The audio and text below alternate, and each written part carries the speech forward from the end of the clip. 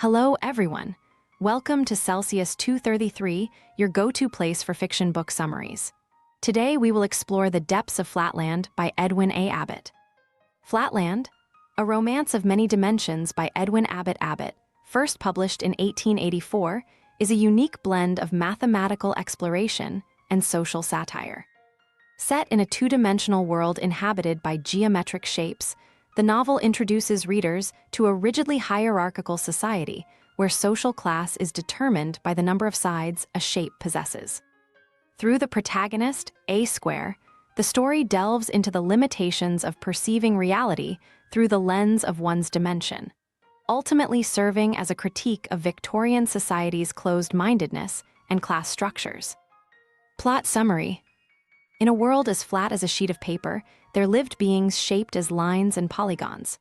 The narrator, A Square, begins by describing his homeland, Flatland. It is a realm of two dimensions where society is rigidly structured by geometry. The number of sides a figure has determines their place in this hierarchy. Triangles, often sharp and lowly soldiers, serve the higher classes, while squares, like the narrator, are professional men. At the top are the circles, who, with so many sides that they appear smooth, rule as the priests and nobility. Flatland's strict social order tolerates no deviation. Even the mention of dimensions beyond two is considered heresy. Women in Flatland are straight lines, the lowest of all classes. Their form is dangerous. Their sharpness means they can easily kill, and so strict rules govern their behavior. A square reflects on the dangers women present and the various societal measures imposed to keep them in check, such as the constant sounding of a peace cry to alert others to their presence. While appearing to accept this social structure, there are hints of deeper unease beneath the surface. As a square recounts his life, he shares an annual event in Flatland known as the Color Revolt, where a brief period of chaos was ignited by a movement to allow figures to paint themselves in colors to distinguish class. The revolt was swiftly suppressed by the circles, who fear anything that might disrupt their control. The stability of Flatland remains, but only because all ideas that challenge it are eradicated. One night, a square experiences a peculiar dream. In his sleep, he visits a one-dimensional world known as Lineland. The inhabitants of this world are simple line segments who can only perceive others as points. He tries to explain the existence of two dimensions to the king of Lineland, but his efforts are in vain. The king cannot fathom anything beyond the straight line of his existence. Upon awakening, A Square is unsettled by the encounter, but quickly dismisses it as mere fantasy. Soon after, A Square has a life-altering encounter. His reality is disrupted when a being from Spaceland, a three-dimensional world, makes contact with him. A sphere descends into Flatland, first appearing as a circle that grows and shrinks as it moves through the two-dimensional plane. A square, bewildered, cannot comprehend what he sees. The sphere patiently attempts to explain the existence of a third dimension, but a square resists, stubbornly clinging to his two-dimensional understanding of the world. As a means of demonstration, the sphere lifts a square out of Flatland and into Spaceland. For the first time, a square perceives depth. He is overwhelmed by this new perspective, marveling at the three-dimensional forms around him. From this vantage point, he sees Flatland as a mere shadow, its citizens moving as lines and shapes on a plane. The experience is transformative, igniting in him a hunger for knowledge beyond the limitations of Flatland. However, the sphere's lesson is not over. A square, emboldened by his newfound understanding of the third dimension, begins to question the sphere. If a third dimension exists, might there not also be a fourth or fifth?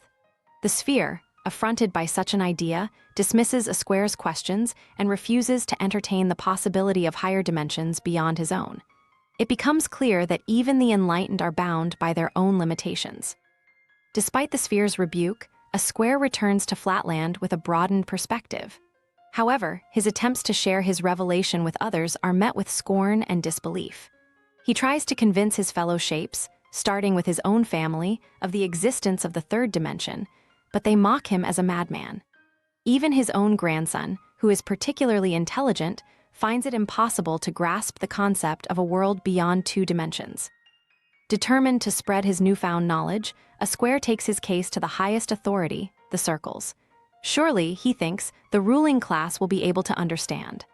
But the circles, who maintain their power through suppression of such dangerous ideas, see a square's discovery as a threat. They arrest him, condemning him for heresy, and imprison him for daring to challenge the established order.